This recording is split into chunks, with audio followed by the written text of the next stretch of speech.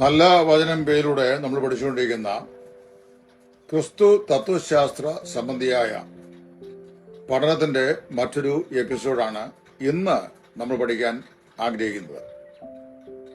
Last എപ്പിസോഡിൽ ക്രിസ്തു സർവവ്യാപിയാണ് എന്ന് നമ്മൾ പഠിച്ചു. യേശു ക്രിസ്തു സർവവ്യാപിയാണ് എന്ന് വേദോത്സവം പഠിപ്പിക്കുന്നു. സർവവ്യാപി എന്ന് പറഞ്ഞാൽ ഒരേ സമയത്ത് എല്ലായിടത്തും വ്യാപരിച്ചിരിക്കാൻ കഴിയുന്നവൻ എന്നാണ് അർത്ഥം. ലോകത്തിന്റെ എല്ലാ സ്ഥലങ്ങളിലും, സ്വർഗത്തിലും ഭൂമിയിലും പാതാളത്തിലും ഒക്കെ ഒരേ സമയത്ത് ഒരുപോലെ ആയിരിക്കാൻ കഴിയുന്ന വ്യക്തി. ഇന്ന് പഠിക്കാൻ ആഗ്രഹിക്കുന്നത് യേശു ക്രിസ്തു സർവജ്ഞാനി എന്നുള്ള നിലയിലാണ്.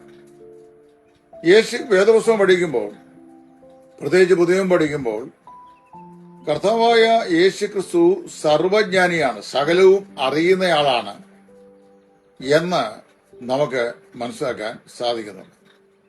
സർവജ്ഞാനം ലോകത്തിൽ ഒരു മനുഷ്യമില്ല. ദൂതന്മാരും സർവജ്ഞാനികളല്ല.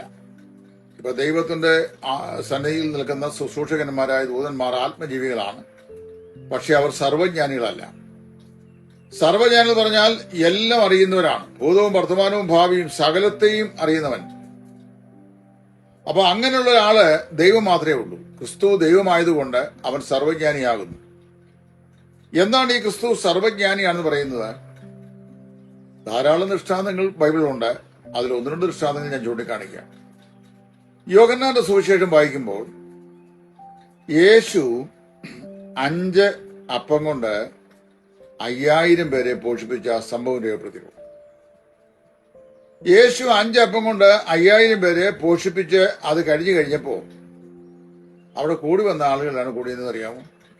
അവനെ പിടിച്ച് അവരെ രാജാവാക്കാനായിട്ട് ആലോചിച്ചു.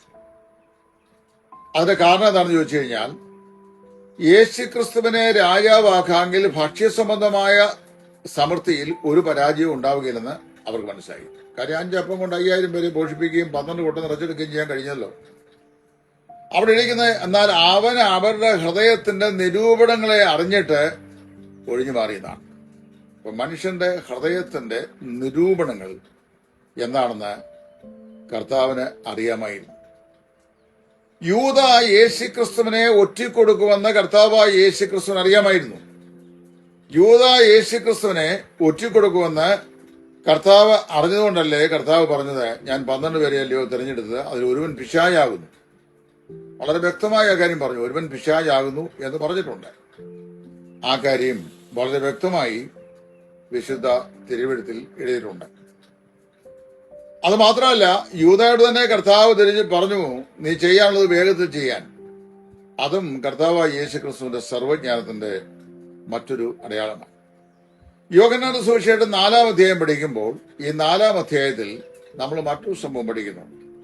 അതെന്താ അറിയാമോ? 4-ാം അധ്യായത്തിലെ മറ്റൊരു സംഭവം ഇങ്ങനെയാണ്. ഈ ശമരിയാക്കാരി സ്ത്രീയുമായി യേശു സംസാരിക്കുമ്പോൾ, ശമരിയാക്കാരി സ്ത്രീയോട് യേശു സംസാരിക്കുമ്പോൾ യേശു അവളുടെ അവസ്ഥ എന്താണെന്ന് വളരെ വ്യക്തമായി മനസ്സിലാക്കി എന്ന് നമ്മൾ വായിക്കുന്നു. എന്താണ് അവളുടെ അവസ്ഥ?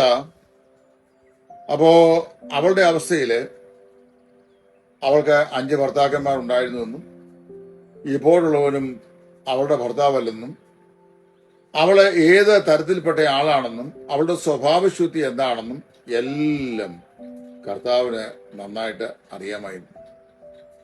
അതുകൊണ്ടാണല്ലോ യേശു ക്രിസ്തു അവളുടെ ജീവിതത്തെ അവളുടെ മുമ്പാകെ അവൾക്ക് തുറന്നു കാണിച്ചു കഴിഞ്ഞപ്പോൾ ഇവന് ഒരു പക്ഷേ പ്രവാചകനാണെന്ന് പറഞ്ഞ ഇവളെ മെഷിയ ആയിരിക്കും എന്ന് അവളുടെ ജനത്തോട് തന്നെ സാക്ഷ്യം പറയാൻ കാരണമായി ഭവിച്ചത്. അപ്പൊ വാസ്തവത്തില് നമ്മുടെ കർത്താവായ യേശു ക്രിസ്തു അവൻ ഭൂമിയിലായിരിക്കുമ്പോൾ എല്ലാ നിലയിലും കർത്താവ് സർവജ്ഞാനിയാണെന്ന് വളരെ വ്യക്തമായി വേദപുസ്തകത്തിൽ എഴുതിയിട്ടുണ്ട്. അപ്പോൾ കർത്താവായ യേശു ക്രിസ്തുവിന്റെ സർവജ്ഞാനത്തിൽ ഏതെല്ലാം കാര്യങ്ങൾ ഉണ്ടെന്ന് ചോദിച്ചു കഴിഞ്ഞാൽ, കർത്താവ് സകലത്തെയും മുൻപ് കൂട്ടി അറിയുന്നവനാണ്, സകലത്തെയും നന്നായി അറിയുന്നവനാണ്, സകലത്തെയും മുൻപ് കൂട്ടി അറിയുന്നവനാണ്.